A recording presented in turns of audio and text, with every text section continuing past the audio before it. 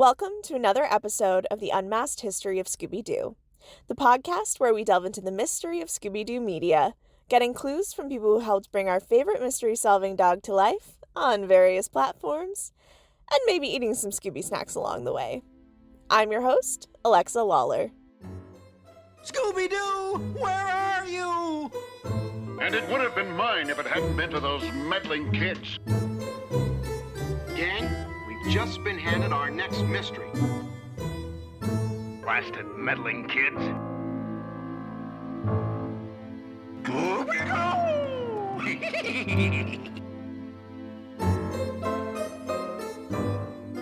Does anyone else just get hit with a strong feeling of nostalgia when they hear this song?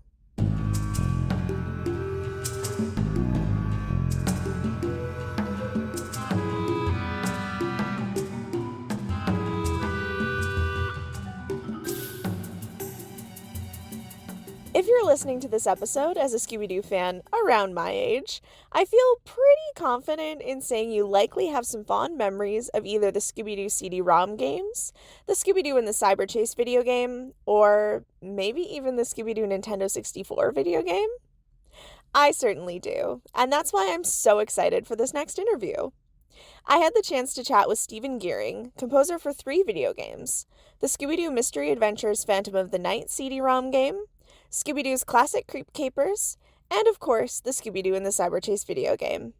I'm also super excited to include a couple of little interjections of pieces of music that Stephen composed, so keep an ear out for those as well. Without further ado, let's get right to the interview.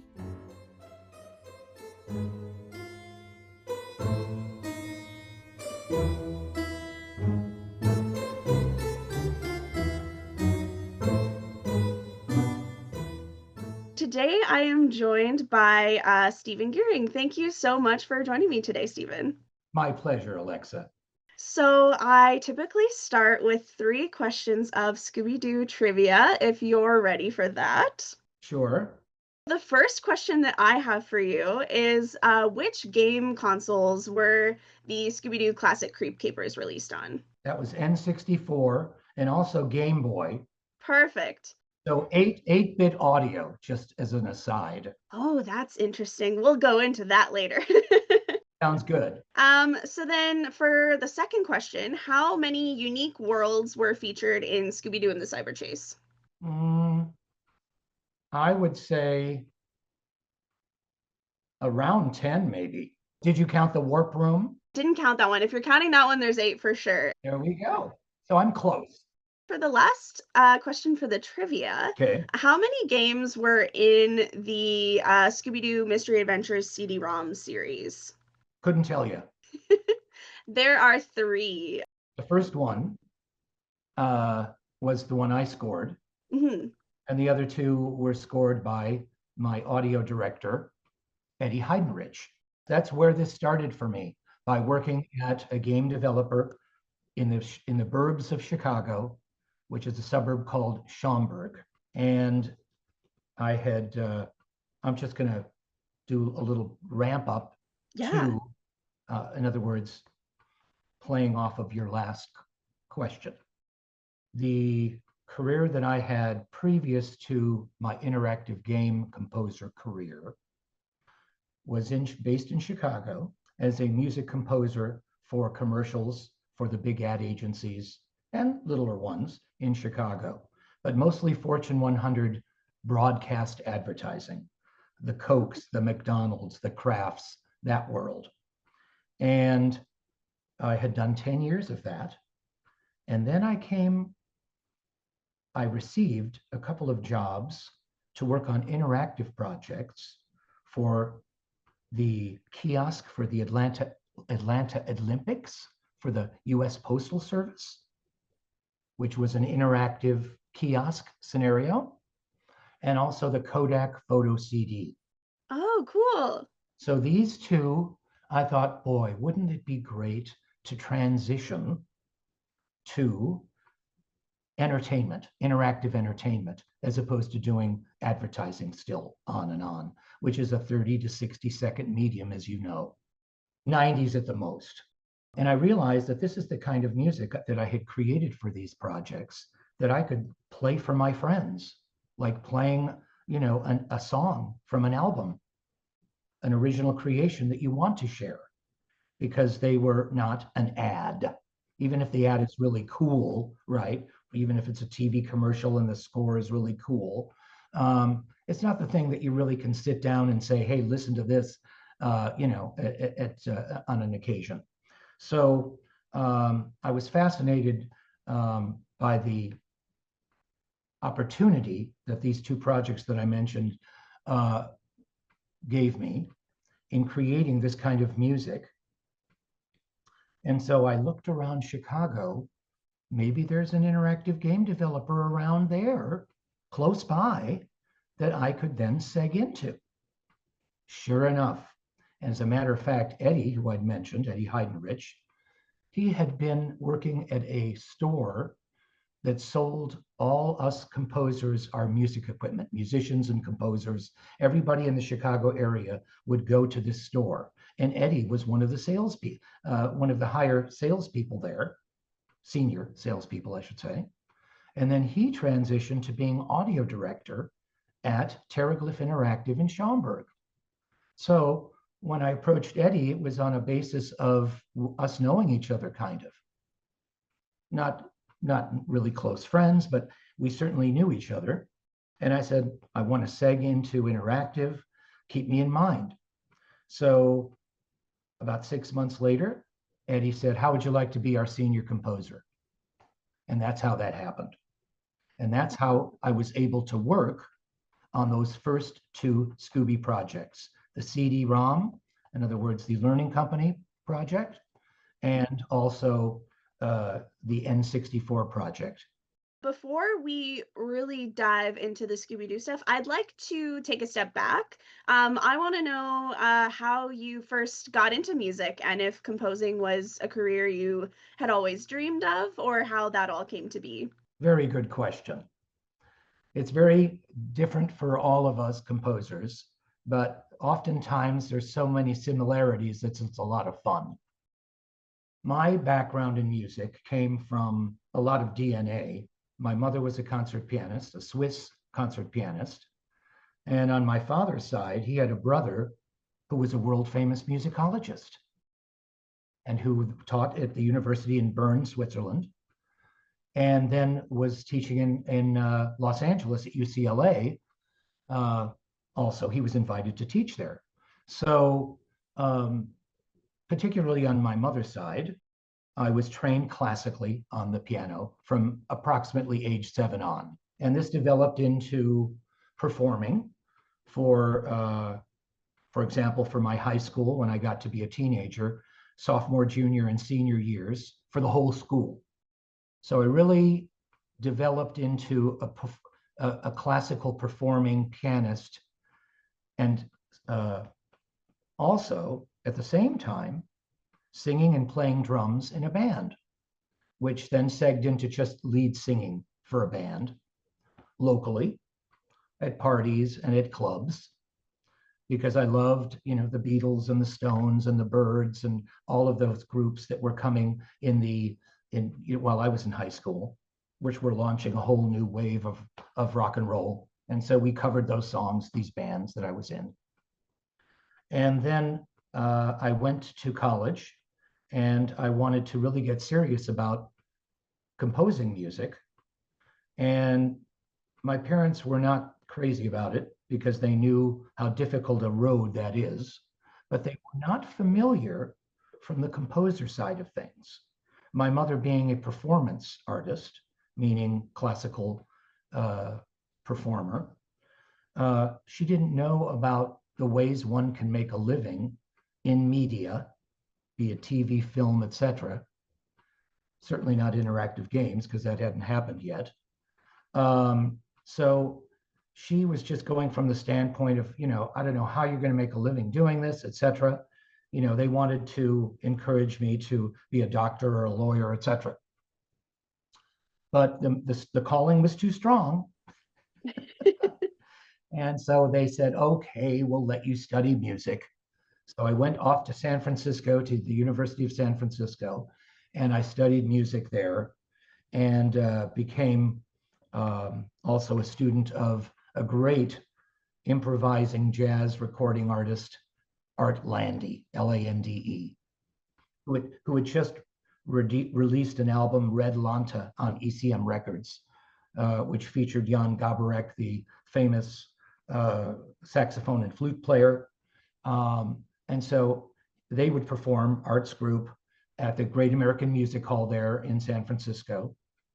And Art had Mark Isham, the famous film composer, as his trumpet player. This is before Mark's, awesome film score career started. And so at any rate, I mean, after I first heard them, I could not sleep that night.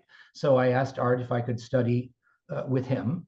And I went over to his house in Berkeley and then sometimes heard that band rehearse.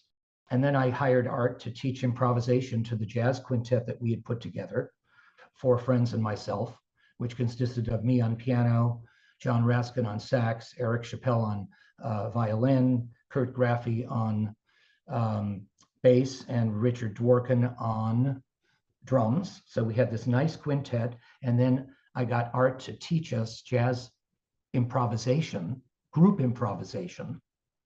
And he would come over from Berkeley and do these sessions with us. And so I got Art the gig to teach that for us. And that was really wonderful. And it just fed my interest in composing. And then I did my senior recital, which consisted of a lot of original music, where I was playing and singing and organized people to perform with me. And then that developed, going back to Chicago, where I lived after university, into doing what Chicago is famous for, music for commercials, because there's the ad agency base there. And so worked a little while for a gentleman who was very successful there, Dick Marks. Did a few projects for him. He's the father of Richard Marx, the pop star. Okay.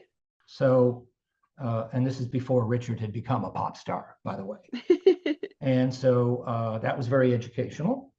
And then I started a band, played in the Chicago clubs, original material, not a cover band, with some great session players in Chicago.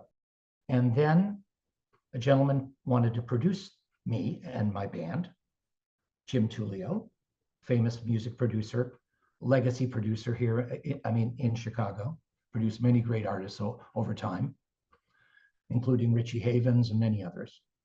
And so I said, yeah, Jim, I'd love to have you produce us. So that tape I took to Los Angeles and got a publishing deal with Pierre Southern. I should say I started a relationship with Pierre Southern, first on a song-to-song basis, which became very regular. And this is like in the golden age of music publishing in LA. And then that developed into me having 2 other publishers, CBS Songs, and also ATV Music, the Beatles publisher. And so various artists recorded my songs. And here I was in the thick of it in Los Angeles, writing music for major artists to record, sometimes happening, sometimes not. That's just the name of the game. You do your best. If it doesn't happen, it doesn't happen. Sometimes it happens. And then I knew that my friend Jim Tullio had produced my demo tape, was being so successful producing music for commercials back in Chicago. And so my wife and I thought, we should do that. Let's go back to Chicago, where we're not at the mercy of producers, record companies, and artists. In the advertising business, if you get the job, you're in charge of doing it all. You're hiring the talent, you're producing it, you're writing the material, you're all encompassing. You get to do it all. And the only person you're answering to is really 2 people, the ad agency creative who hired you and the producer at the ad agency. And you're talking about great sums of money for very little music to write. So it was a fantastic way to go for about 10 years. And that led up to where we left off, of me looking around Chicago for a game developer. So I brought you up to that point now. Perfect. You mentioned piano and drums and singing, obviously, but are there any other instruments you can play? And what do you gravitate towards the most when you're writing and composing? Sure, good question. When I was about a sophomore year in college, I thought, I'm going to learn to play the guitar so that I can play the songs that I loved at the time, be it Crosby, Stills and Nash, James Taylor, in other words, acoustic music, not electric guitar, but acoustic guitar. And so I got to the point where I could play pretty well and sing and perform these songs. And so I got a job at the Cliff House in San Francisco. I was at USF at the time, and I performed regularly there. And that was a lot of fun. So here we have the singing and the playing guitar, like my idols, so to speak, in the pop world, like the Beatles and like the groups at that time, the later on groups, in other words, early 70s to mid 70s. And then I started to make the transition to being able to perform pop songs and jazz on the piano, as opposed to just classical music. So I started to branch out into more types of music on the piano. So I was a very learned pianist, but not in playing pop songs, i.e. Carole King or Joni Mitchell. So I taught myself, just by ear, how to perform those songs on the piano. And then, of course, my interest in jazz, which we talked about with Art Landy, and improvisation. And so much a part of composing is improvisation. A composer who is able to sit on the piano and improvise and play of the moment, per se. That's one way. Another way is you're hearing it when you wake up, a melodic content or a rhythmic content or whatever, ideas, I should say. And then we go to the keyboard. As far as centricity, I'm, primarily pianist. As a side guitarist, I play guitar a certain amount when I'm producing artists who are not so strong on guitar rhythmically, singer-songwriters, and I'll do the guitar parts. So fortunately, I'm able to do that and, and put it to good use. But primarily, the way technology went, Alexa, is with us keyboard players. Because in the late 90s, the advent of the sample libraries occurred and the synclavier, etc., which was a very expensive way to go. Having sample libraries was a much less expensive way to go. And so we keyboard players had, in other words, all the instruments of the world instruments, orchestral instruments, etc., that we could map across the keyboard in combination or just solely, that were actual recordings, note by note, up the scale, down the scale, with different attacks and sustains of the Vienna String Orchestra, etc. All these people that went into studios and created sample libraries of famous orchestras and famous players. Tablas, sitar, we had everything. So from that point on, late 90s, that was the advent of the one-man orchestra, so that one could do very flushed out demos for a client where they're hearing everything as it's really going to go down when you get to recording with the real players, right? So the demos became very sophisticated, as opposed to the old days when composers would sit with a director and play on the piano the themes of a movie they might be scoring or whatever, and going, this is going to be a flute. Imagine flute here. And imagine this is a cello part. And imagine this is the high strings parts going in here. And, he'd be pointing at the score or whatever. But now we had completely convincing renderings, which is what we call them, of our scores before the director, before he just heard piano, and now he's hearing a beautiful rendering of how everything's actually going to sound. And he can go, oh, well, how about if the oboe plays that instead of a flute? Or how about if a piccolo plays that instead of the oboe? Or how about if we have an English horn there instead? And sure, we'll call that up. So he's able to hear all that stuff, which is then, that doesn't have to happen on the scoring stage then. It saves so much time and money. It also created the fact that clients got off easy with these very convincing, whether it be a rock band, funk band, whatever demo. All of a sudden it sounds like a final as opposed to a demo. And with sophisticated recording, this was a very frequent thing. We would make our demos in the advertising world sound like finals. That was the goal, so that we'd beat out anybody who didn't sound like finals. So yeah, this being on the advent of that was very exciting. And my studio in Chicago became a one-man orchestra scenario. And I would take those keyboard parts, all those parts, and take them into the studio and lay them down on the 2-inch tape on the multitrack. Then the live players would come in and play to those, which also saved time. So at any rate, there you have a little background on the advent of what would become very standard for the composers in the interactive game world, where we could do the same, make very convincing renderings.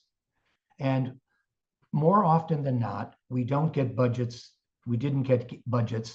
and don't, to go to Abbey Road and record live orchestra, or the Sony soundstage or Eastwood stage in Los Angeles, etc., for an interactive game. More likely, they're going to depend on the composer to be that one-man orchestra and deliver those files, those cues, where he's the only performer, except maybe bringing in a soloist. Oh, we need a guitar solo here. So you could bring in a fantastic guitar soloist to play along with the tracks that I've created. So more just picking and choosing solo instruments that are featured, but the rest is all the composer. Of course, that put a lot of players out of business. Trumpet players, horn sections, string sections, all these people who would theoretically be getting a lot of work, more work, outside of TV film, because now there's this new medium, interactive games. But unfortunately, that one-man orchestra saving the game developers and publishers so much money was not a great thing for the orchestral players, just say the musicians at large. Were there any tracks that you can recall specifically on the Scooby-Doo projects that did end up bringing in any other musicians? Actually, all me. Budgets did not enable me to do other than all me on all three. Phantom of the Night, the Learning Company one, the first one I did, that was pretty much high-res audio because it was streaming off the disc or whatever. It was not 8-bit. But then came this N64 project, Classic Creep Capers. And this was a real learning curve because this had to be, but it came in very good stead for me because I was able to use this skill of knowing how to compose for Nintendo platforms, i.e. the N64 and the Game Boys and the Game Boy Advance. That process involved creating our own sample libraries. Here, going back to what we talked about before, about the very sophisticated sample libraries that people would create for us composers. Here, I would be creating a sample library based on other sample libraries that we had in the studio, which were much shorter samples because there isn't a lot of memory on that N64 to put up with long samples. and not enough memory to just play PCM audio, meaning regular audio files. In other words, like a CD track.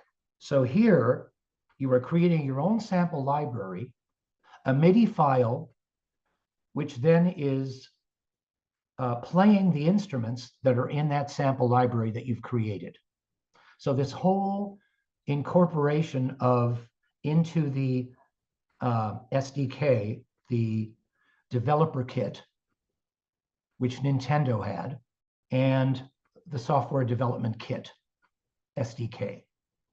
That was our tool that we used to input the MIDI files and the sample library or sample banks, and then integrate those, and that becomes a file that then we give to our programmer to integrate into the game. But saving the programmer a lot of time, because the development kit has set it up with particular file formats that we could just basically hand over to the programmer, and it puts it into the game and knows this is the music that goes on with this scene. So it was a laborious process, but a real experience. And for me, it really got me into a good situation with another game publisher named Konami in Japan, who was looking for around 2001.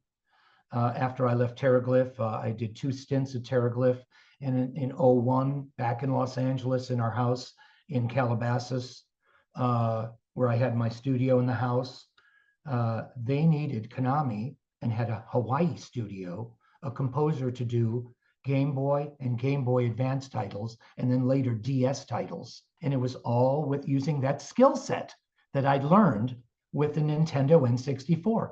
So I got hired, and I just did a whole bunch of work for Konami as a result. And I guess just for maybe people who aren't as into the video game world, can you just briefly describe what 8-bit audio is? Low res. That's as brief as it gets. So I wanted to go back into your musical background and style. How would you describe your specific musical style? And we talked a little bit about your inspirations with like jazz and everything like that, but how would you describe your musical style?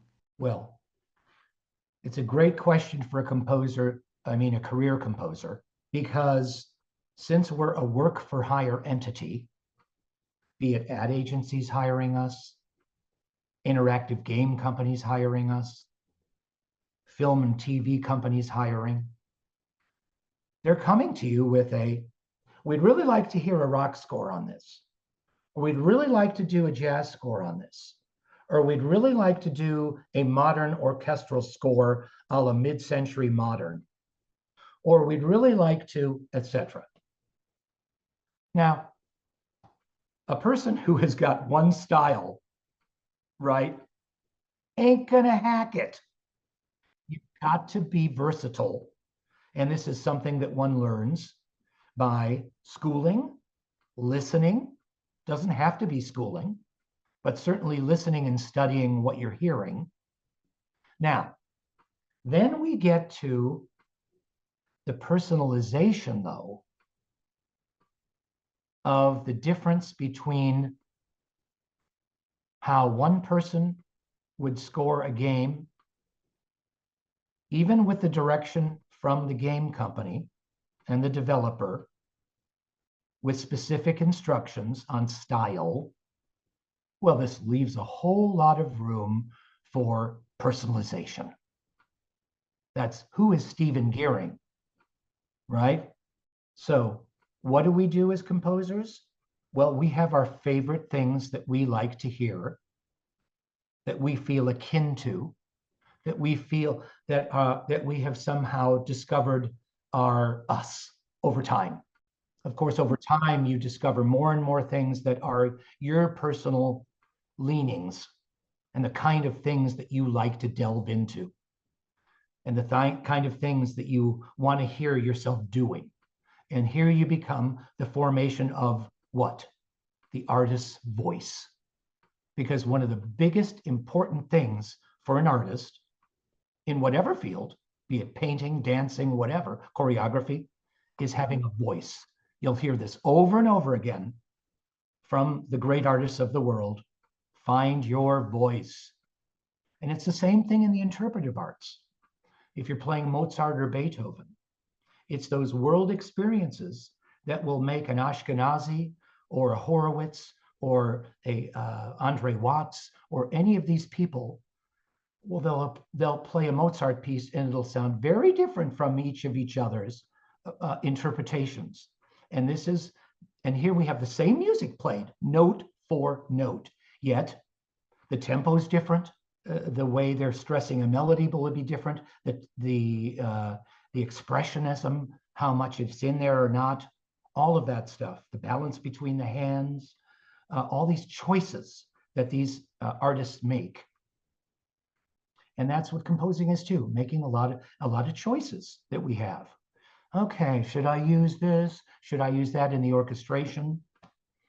So yeah, that is a long answer for your what would be one style, but trying to be all-encompassing in that answer. And is there anything that you would specifically say is the Stephen Geering touch? Well, probably the most would be stall. Because these things are hard to pinpoint, of course. Of course. I consider myself, a craftsman and an artist. In other words, knowing my craft and being an artist within that craft and being an individual, having a voice. But the thing that would differentiate me from many other composers is that I'm also a singer-songwriter. I have been hired by companies that said, Stephen, all the other game composers, they're just composers. But you've had a lot of success as a singer-songwriter and as a songwriter, and that's why we're going to hire you. So I think that's a differentiation that I can point out that is something that has come up every now and then in my career, where my resume as a singer-songwriter, be it just as a songwriter and having major artists record my songs, or as a singer-songwriter where I'm performing, that would be a strong differentiation from many of my colleagues. What is your personal relationship to Scooby-Doo? Did you grow up watching it, or were you familiar when you started working on the games? Certainly watched the show. Not a regular watcher of it as much as some of the others that I watched. And I became the most familiar, of course, on that first Phantom of the Night project, when I had to immerse myself into that world and watch episodes, etc. That's when I got dialed in to all the characteristics of it.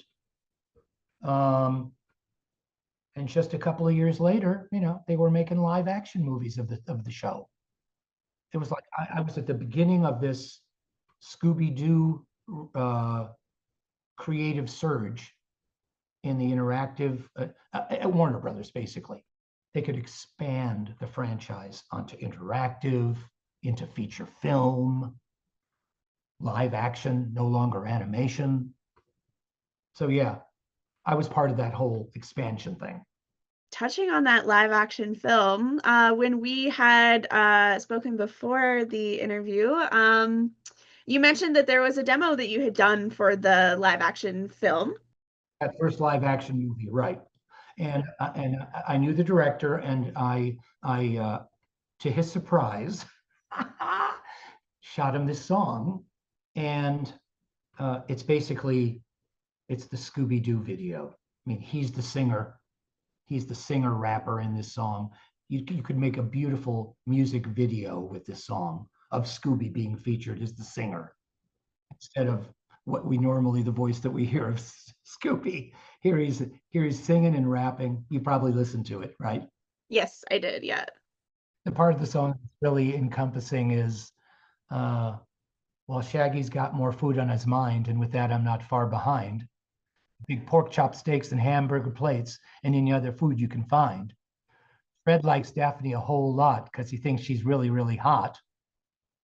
And Velma It's got to be the smartest one, because that's what it says in the plot.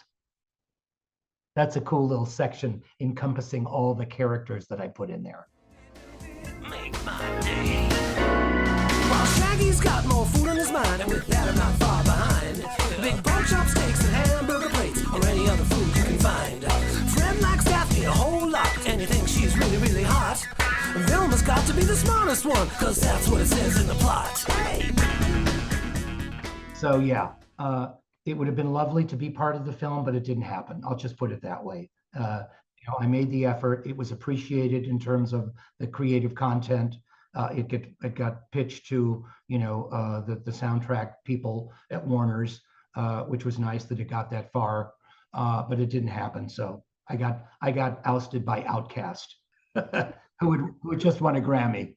So, and that was the end of that. But it's still really cool, and I want to maybe create an animate, because I'm getting emails about people who say, Stephen, do you need any animations for your songs? And this would be a cool project to do an animation with a music video that is Scooby, and bring that song to life, in other words, because it's still very present in terms of present day. It doesn't sound dated. Now, moving a bit more into the process for composing for the interactive games, other than kind of like a musical direction, were you given any kind of scenes to match or worlds to follow, like things like that? You put your finger on it. What differentiates the interactive game experience of composing for interactive games versus film or a Scooby show, okay? Because you had a marvelous interview with Rich. Rich got into the characteristics of a Scooby show score. Remember he said action-oriented, where the music is tied to what? The action. Now here we have something entirely different and very attractive to us creative people, us composers. Here we're given an environment and a mood. And here we have an enormous amount of creativity that how we approach this. Then it becomes actually very personal. How I would portray a lagoon, a night at the lagoon, or the warp room. It's always, very frequently, I shall say, an environment that they come to me with, where the user is exploring this environment on a particular level of the game. So that is extremely freeing for the composer. We're not tied to picture. We're not underscoring. And a frequently stated thing in our community, our interactive game community, has been for quite a while, we're foreground music, not background music. And that says a lot too. So now the part of the interactive game duties of a composer that are similar to a film score, where we're scoring to picture, are the cinematics, the chapter movies. And there we're doing exactly like what a film composer does, scoring to picture.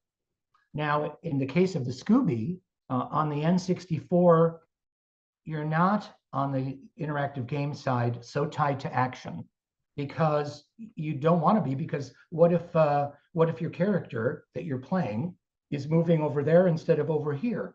So you want to make it kind of an all-encompassing mood, etc., not so much joined with the action.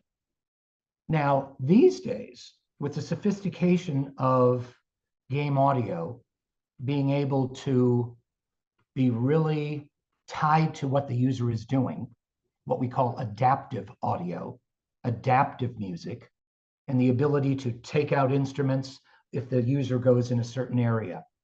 Oh, he went into the forest. We'll take out the horns and the strings and only have the wood percussion happening with the marimbas and maybe some, tremolo strings to give it a little edge. And then another part of this environment, they move this way. So we didn't have that luxury on these Scooby games. It's just one track looping. Things have gotten a lot more sophisticated since those early 2000s. But nevertheless, it was a joy to be doing this very creative medium of where I'm scoring environments and mood.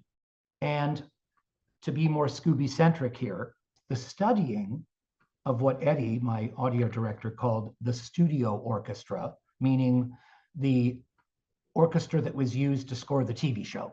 That's what one might call a studio orchestra, as Eddie called it. And that means it's not a big film orchestra, not a 90-piece orchestra, but it's, a few horns, a few strings, percussion, guitar and bass, drums, etc. So you have that covered as well. And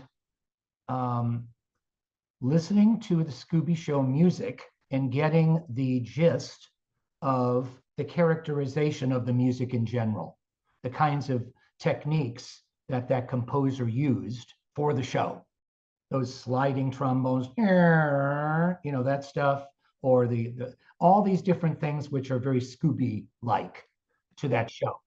And I would incorporate those into these tracks.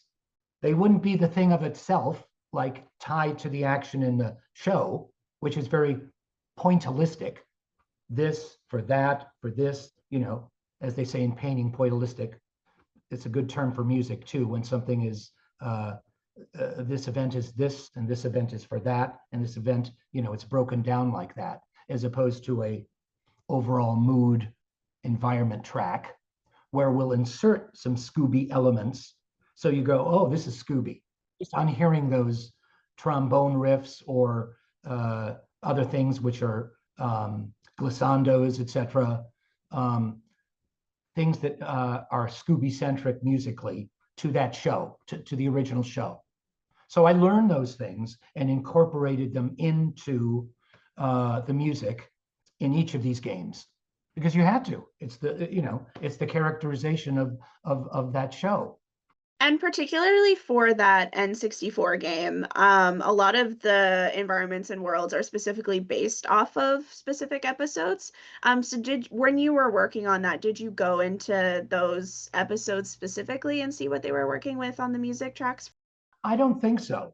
I think it was basically, I was on my own. I had absorbed myself into the Scooby style of studio orchestra and the different techniques they used, etc. Stylistic technique, orchestration technique, all of that, and then incorporated that in as opposed to the direct. Now, there might have been some referencing in that regard. Since it's so long ago, in other words, say 25 years ago, difficult to say. Totally. So we'll just say maybe. Perhaps. It could be. You mentioned the looping. I wanted to talk about that specifically. When you're composing, do you make sure that it loops seamlessly, or how does that work in the process? That's the word, my dear. That's the word. Seamlessly is the ticket. And that's a lot of fun to do. And here we could do it so well in Pro Tools, where we would be able to take an audio track, PCM audio, meaning like a CD track, full res, and we were able to get that perfect loop point. Now, there's a skill set to this, so that it transitions to the beginning in a nice way, so that it almost doesn't feel like a loop first time around. So in other words, the setup to it looping, this is a key thing, where you have this kind of setup to going back to the beginning. And as a result of it being a challenge to make it so that it doesn't even seem like it's looping, that's the challenge there. So that's a lot of fun. Now in the N64, where we're dealing with MIDI files and sample banks, there your MIDI track is simply on repeat. So it's automatically going to repeat back to the beginning, but the same skill set of creating a situation where it's a great looping point, as we say. In other words, the perfect spot to go back to the beginning without it seeming other than a normal musical repeat, like you would have in a composition, be it a classical piano piece, where you go back to where you're repeating back to the beginning before you go to another section, so that an A section will get repeated once. Now, another thing having to do with the looping is, how do you create a piece that's not you're going to get sick of when you hear it over and over again, right? Absolutely. So that's another challenge. Obviously, the longer the piece, the easier it is. So if you have a 1.5 minute loop, it's a lot harder to not get sick of it. That's a double negative. It's easy. Let's put it this way. With a 1.5 minute piece, it's easy to get sick of it, maybe, contrasting with a 3 minute piece. So it's ideal when these cues can be 3.5 minutes, 4 minutes, etc. The shorter ones, well, you just hope they do well with the level so that they move on and they're not hearing that 1.5 minutes 10 times. Come on, gamer, get through this level so you only hear the music 3 times or twice if they're lucky. But yeah, that's another challenge. And there are ways to even make a 1.5 minute piece interesting enough. Here again, we're not tied to picture. Now we're dealing just on a conceptual level, a dream state, as it were, where we can create the most interesting of orchestrations and events and thematic material, such that when you come to 1.5 minutes, you bloody hell want to hear it again. That's really good. When you have people going, oh my God, I just could listen to that track over and over again. Why? Because it's a really beautifully composed and arranged piece that is listenable many times without the listener getting fatigued, sick of it, etc. So all kinds of really beautiful challenges for the interactive game composer. That's why I was just so in love with it. That's why when I went into it, it was just like just an amazing breath of fresh air coming from the 30, 60-second advertising world. With the interactive games and how freeing the parameters are, what is the approval process once you have a demo done? Where does it go, and what kind of notes would you get back? It would usually go to the producer on the project. It could go to the audio director first. Like when I worked for Terraglyph, it would have been Eddie Heidenrich, who I would play stuff for before it went to the producer. And most likely Eddie would pass it on to the producer, because he's the department head. I'm the senior composer. When it came to me being independent, after I left Terraglyph, then it became pretty much me handing off to the producer. And then if there were notes, like, the notes could be minimal. Most of the time, I swear, I got real lucky, like on Cyber Chase. Here I was an independent now, not working for a developer with an audio director and producers, and everybody's just right down the hall. Here I'm in my studio and uploading tracks on the internet for the producer to hear. And, I think I got really lucky on that one, where they just were digging everything I did.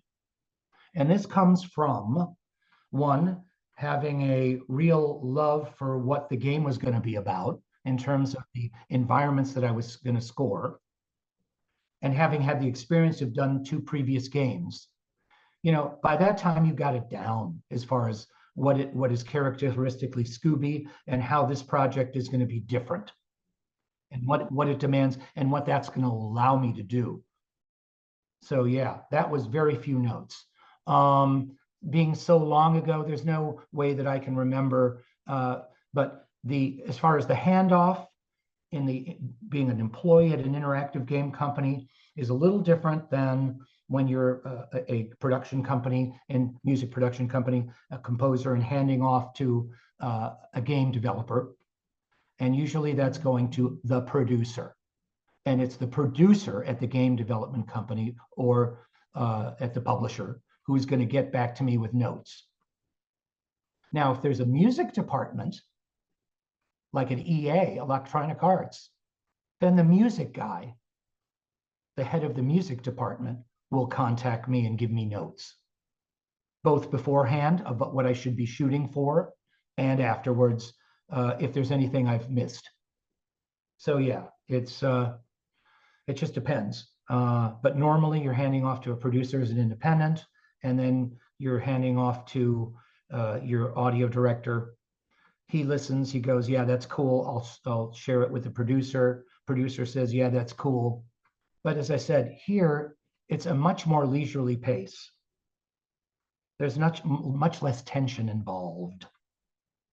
There's a lot of tension also in the advertising business too, because it's very time collapsed in terms of how fast they need things to play to the client.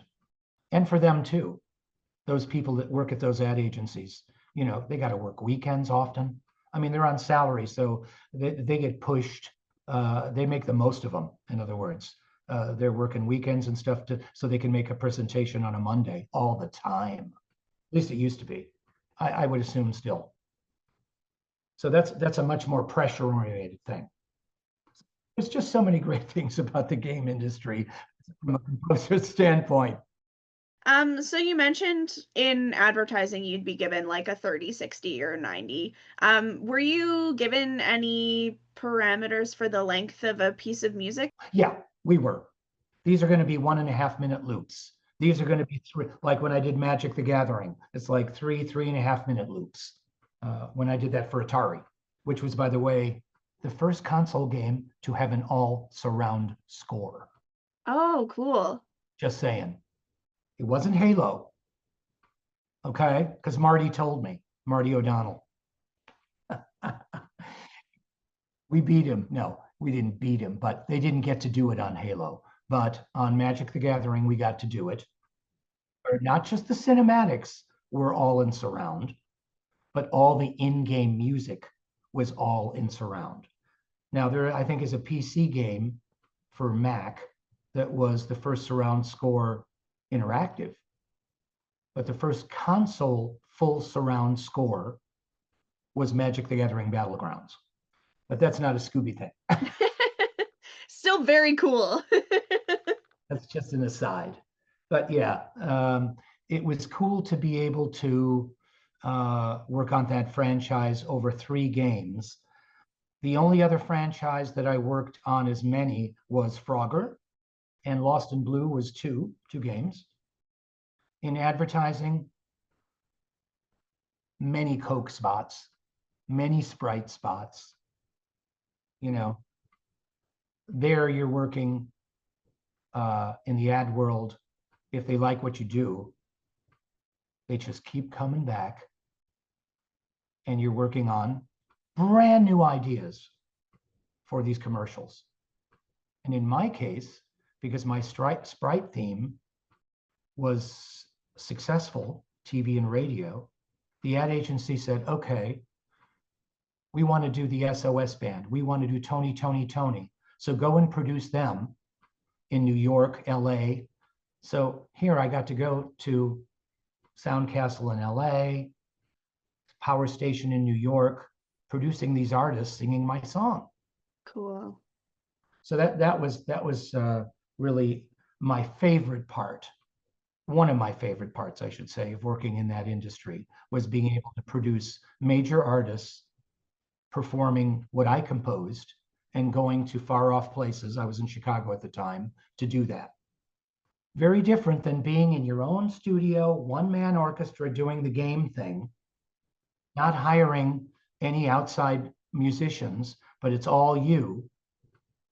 So that's something that, because of the budgets in the game thing, are not, giving you those opportunities when you have just wonderful budgets, used to anyway, in the ad world. How much time are you given to compose for interactive games? Oh, and this is another great question, Lexa. You know why? What do the composers in film have to put up with? You got 3.5 weeks to do 90 minutes of music. What? They're at the tail end of everything. It's like an afterthought, yet it's so important. Now, back in the old days of film, the composers would be invited on the set. They'd be getting ideas together and stuff. They could play the director. There was a ramp up. Then as time went on and the studios became busier and busier, probably to the point where, it's really, we only have this much time left because it's got to get into theaters. It's what, September? It's got to go into the theaters in Christmas, and we've got to have the score done. We've got to have the mix done. We got to have, everything done. And it's only, for the music, only a matter of weeks. Not so in interactive games, because the development cycles are much longer for the composer. Because why? We're starting off at the beginning of the process. And as a result, we could say that we have months of trial and error. And we do our things, and then it gets hooked up to, once they've created the level and they're hearing the music with the level and the sound effects and the voice, and they go, okay, sounds a little heavy-handed, or some comment about the music. There's time to do it. There is no freak out. Not that there isn't crash working, terrible schedules that many game developers have to do, crunch time as they call it, and towards the end of a project, crunch mode. But for the most part, if you are working at a game developer, my experience was, it was very almost leisurely, to the point of, yeah, I've got to get this done to play the audio director and the producer by the end of the week, a couple of cues. But, that's the end of the week. I got Monday through Friday, right? I don't have to write, well, think of it. I don't have to write 20 minutes of music like some television show, which you've got a few days to do. The pressure that those guys go under is just, has been amazing throughout.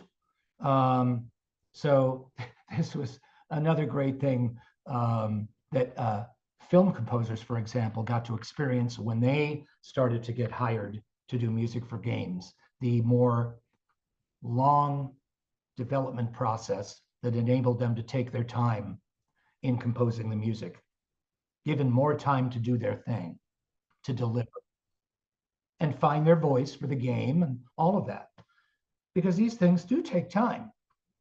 Now, there are last minute changes, like in film, where people will change in film, it's changing the cut up to the last minute, like James Horner had to do with Titanic or whatever, where he said he was the director was changing the cut up to the last minute. Talk about pressure, right? But and there are some things like that working at a game developer, but nowhere to that degree. And what was an example timeline for the Scooby-Doo games? I would say that for example, on the Cyber Chase, that was probably 3 months. Nice, better than 3 weeks. And and then you can really get it right, so to speak, in terms of, because here you're on new territory in terms of wanting to create something nobody's heard before, which is what we all composers want. We want to be something that hasn't happened before, because we're creatives, yet still keeping within the parameters of what we're given. The Cyber Chase, much of the music is groove oriented, with cool grooves, with the Scooby touches, orchestration touches, and but modernization of, my angle was the modernization of the Scooby for the Cyber Chase, which fit in very well because it's cyber. So as I mentioned to you earlier, this is a soundtrack that I get emails about all the time. And it's very touching, of course, that something that was made a couple decades ago is still in the minds of a lot of people and who take the time to write me emails and ask me if I'm going to release a high def version of the soundtrack, which I'm going to do. So going off of what you said about still getting emails and really nice messages about that soundtrack, when you were working on it, did you ever anticipate that it would have such a long-lasting impact? It felt good while I was doing it because I was doing it for myself because I'd done 2 Scooby games before.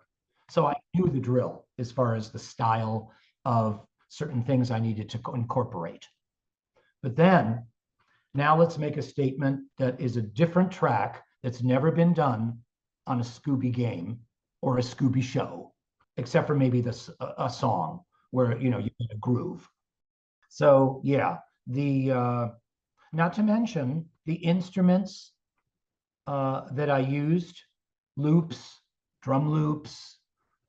These were things that weren't really common in other projects, television or game, in the Scooby franchise.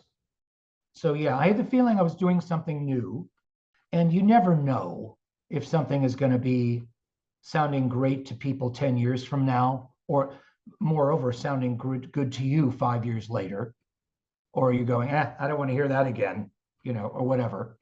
Some things just have legs. And, at the time you do your best. And if it ends up having legs, awesome. Talk to any recording artist. There's no way of predicting what's going to become, the most popular tracks on their records. Yeah, you can get a feeling for what might be the singles and such. But, you just never know at the time what's going to have. You can have a sense of a whole album being something like, okay, I did really good on this one, You can pat yourself on the back on this one. This really came together nicely. But yeah, as far as audience reaction, it's just a pleasure to see something of yours have legs like that after a couple decades still. And then you, of course, have the letters that are, this was one of my first games. And I was just in love with the soundtrack then. And it's so great to hear it again, because there's people that have posted, the OSTs of Cyber Chase and these other games I scored. They're up there on YouTube. But yeah, you just don't know what's going to have legs and what doesn't. No way to predict. Totally. So let's talk about Cyber Chase specifically a little bit more. With so many distinct worlds and levels, were you thinking about trying to make it also cohesive as a whole game? Well, you're going to have cohesiveness with the instrumentation and Scooby-esque studio orchestra riffs, flourishes, effects, instrument effects. You're going to have that bringing it together. So you've got the cohesive. Now, more importantly, is the differentiation. Okay. How does it sound in Japan? And how does it sound in Rome? Well, in Rome, it was like a gladiator thing. And you got your the parade down towards the typical Roman parade, And so that was the march kind of music that I took to there, inspired by movies, sure enough. Sure, like, movies one has seen depicting the Roman parade of Caesar. So there's certain stereotypical approaches that I used in the characterization of these different locations. Japan, certain techniques from Japanese music, instrumentation-wise, this kind of Japanese-centric music I employed, orchestration-wise also. So each, and again, approaching each environment differently because they're completely different. Thus, it's a joy to be able to have that kind of variety in your project, for the composer. So yeah, the thing that ties it together is that you're in the Scooby world, and there's certain aspects of the music that will have those things that are inherent in the Scooby world, but the rest is your. And then, of course, there's the, as I said, the characterization of Japan or Rome or the Warp Room, which is more of an electronica atmosphere, or the city. That was a cool one. There I got to be hip hoppy, and with kind of like cool B3 organ, like New York City, Paul Schaefer-y kind of cool stuff. Yeah, I got to be real New York on the what was the urban level. That's why I posted that on my site as one of the 3 tracks, because that, you know, that is a favorite amongst people, that city cue. That would have been one of the more fun ones to do, because there it was more just like the Warp Room, it was more contemporary. Now, in regard to the Scooby theme, not really quoted except in that Warp Room, in a completely new way, in a very stretched out dee da dee da da dee da, with this electronic bubbling around it. So yeah, that was fun doing an arrangement of the theme, because THQ had to license that theme, of course, from Warner Brothers. They got a royalty per unit sold. So that was used in the, you know, the starting scene. And then, in other words, again, you're in Scooby world. The user is going, okay, I'm in Scooby land, but I'm in a completely new place.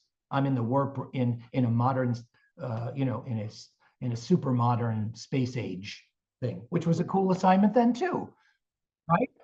Completely different orchestration, all synthy.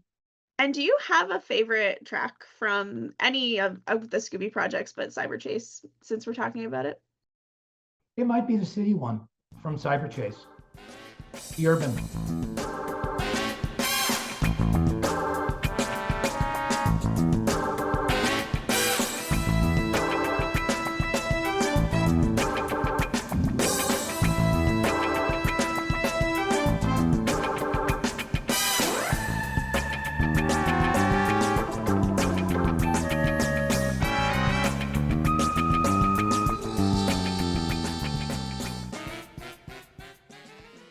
Name another level.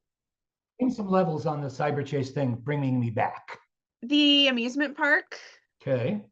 The Arctic Circle. Yeah, see here, these tracks were so much fun to do. And if you listen to them, you'll see, oh, that does sound Arctic. Oh, that does sound amusing. You know, you want that identifier going on. But you don't want it kitsch, if you know what I mean. You don't want it too stereotypical or whatever. You want it to be cool. And again, you want it to be cool enough, meaning groovy enough, to want to listen to it over and over again. That it has legs on loop. Hey, I'm going to coin that phrase. It's got legs on loop. With Scooby-Doo being such a distinctive IP, and with those very specific musical cues, did that make it easier or more difficult to compose for the interactive games? Well, anytime you can have a very flushed out franchise, because you know you have this famous TV show and characteristics of the music, you're glad to be able to lean, because that's what we're doing. We're leaning on that, but we're also going to develop our own voice toward the scenes that we've been asked to create the music for. So we're really just using it as a launching point, kind of like if a film director says to a composer, I want the score to kind of be like that Alanis Morissette song that I'm always playing in my car. Which one is that? And then he'll say which one it is, or a CD. I want it like that. Well, like that means, well, I'm not going to score it to compete. I mean, to imitate it to the point where I'm going to get sued, right? But it's a place to start. There's certain parameters that you know. So it is helpful to have that in the background. But as I said, the assignment for the game composer is completely freeing of that. because here we're being asked to entertain foreground, right? Because it's foreground music, not background. So we're being asked to entertain. So we're being really, a different kind of like if an instrumental is a single. Remember how Miami Vice, the theme song went to #1, or Classical Gas back in the 60s went to #1. These were great instrumental hits. And in some ways, we're trying to make our instrumental pieces that way, to where they're really outstanding pieces, can be heard over and over again, etc., have their own voice, yet they're tied to the franchise. But yeah, the interactive medium is so freeing for composers that way. So you had mentioned releasing the soundtrack in some capacity. Where and when might fans be able to see that? In full capacity, high res. So that means me just not remastering as much, maybe, because they're mastered out really well. Just going back to the CDs that I have and sequencing them in their proper order, and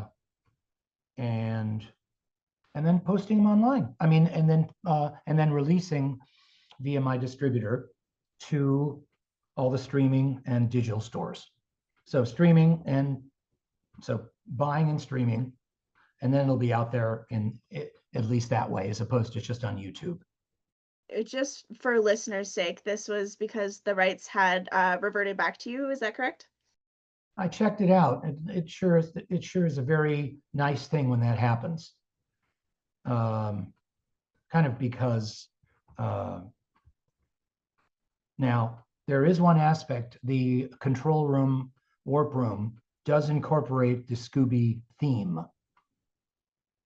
So theoretically, on releasing the soundtrack, I would have to get a permission from WB, Warner Brothers, on paying a royalty rate on every unit sold, which I might avoid doing by just not having Warp Room on it, and not having the Scooby theme on my record, on my soundtrack, I should say. And maybe a little explanation on the site, be it Bandcamp or Apple Music or whatever. And of course, for my myself and any physical media collectors, would there be any kind of CD release or anything like that, or would it strictly be an online platform? Well, I certainly could. I'll have to think about it.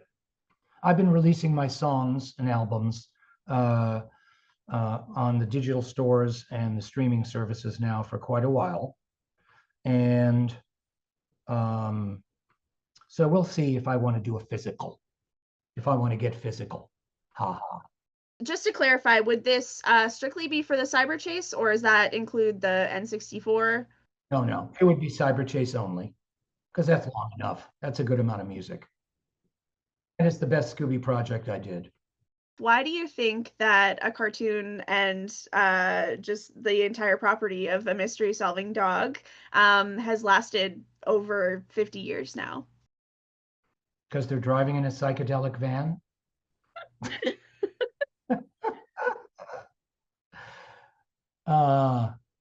I think the group of them as a team, as the mystery crew, is that is such a great, and it's a long enduring thing because it's got so many cool elements to it.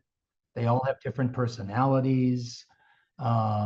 Everybody loves dogs, there's just so many qualities of it that are endearing. So and then the mystery solving and all of that, and the the comedic the humor that's involved, so much funny humor. There's a lot to be said for something that has all those elements and you go, it's not surprising that this thing has lasted forever. I think that covers all of the questions that I had for you. Is there anything that I might have missed, or any favorite memories or anecdotes that you wanted to share before we wrap up? Well, I certainly appreciate you reaching out. Of course. And as I said, the franchise was a blast to be a part of at that time when it was surging in all areas, live action, interactive games. It was a real push on Warner Brothers' part to be multi-platform, multimedia, and it's really cool to be a part of something like that, where there's a lot of momentum. No, I think we covered. I can't imagine really much else.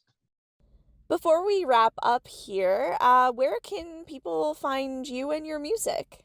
Sure, I'd direct them to wherever you get your music, but then specifically to Bandcamp also, because that has a lot of releases of mine, where it's less costly to distribute, and so Bandcamp is really good for independence that way. But in a few cases, it's anywhere you get your music. In other words, Apple, Amazon, Spotify, etc. So I would do 2 directives. And then, of course, the composer site, in other words, ingearmusic.com or stephengeering.com, which takes you to ingearmusic.com. So it would be those 3 things. Anywhere you get your music, stephengeering.com or ingearmusic.com, and then Bandcamp with my Bandcamp link, which comes up with all the releases on one page. Fantastic. I think that covers everything. Thank you so much for taking the time to chat with me today. And that concludes today's episode. Another huge thank you to Stephen Geering for taking the time to chat with me. For more Scooby content, be sure to check at Unmasked SD Podcast on Instagram or on TikTok at Unmasked SD.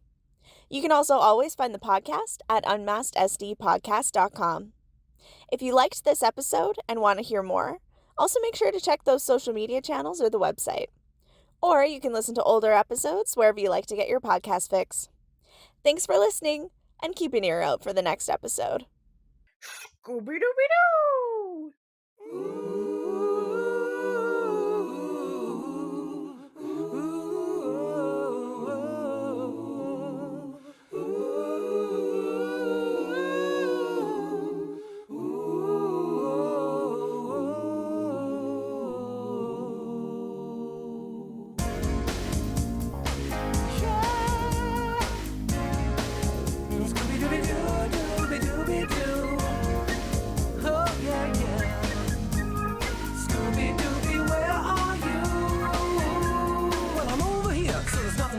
Cause I always get my man. There's my mystery crew, they're gonna find each clue, driving in a psychedelic van. Well, I'm on the trail and I keep a good tail, hit the pavement hard as I can. Gonna bust around, gonna solve the crime, then the bad guys do some time. I'm on the stakeout, waiting for a breakout. I'm gonna make them wanna testify. I want a Scooby snack, and then I'll get back. Nobody can hide from Scooby-Dooby-Dooby, where are you? I'm on the case, I'm in your face, styling dog all over the place. Scooby-Doo, better make it soon. Scooby-Dooby, where are you? Don't you know that I'm on my way? I'm on the move, I'm in the groove. Better make way, I'm coming through. What's that you trying to say? Scooby-Dooby, make my day. While Shaggy's got more food on his mind, and with that I'm not far behind. Big pork chop steaks and hamburger plates, or any other food you can find. Fred likes Daphne a whole lot, and you think she's really, really hot. Vilma's got to be the smartest one, cause that's what it says in the plot. Hey. I'm gonna freak out. I'm a secret agent, I'm the top dog, I'm a superhero, I'm the arm of the law. It won't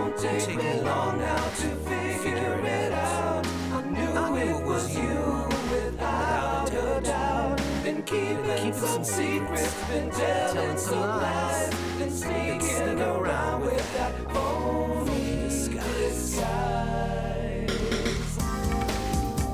Scooby-Dooby-Dooby, I'm on the case, I'm in your face, styling dog all over the place. Scooby-Doo, better make it soon.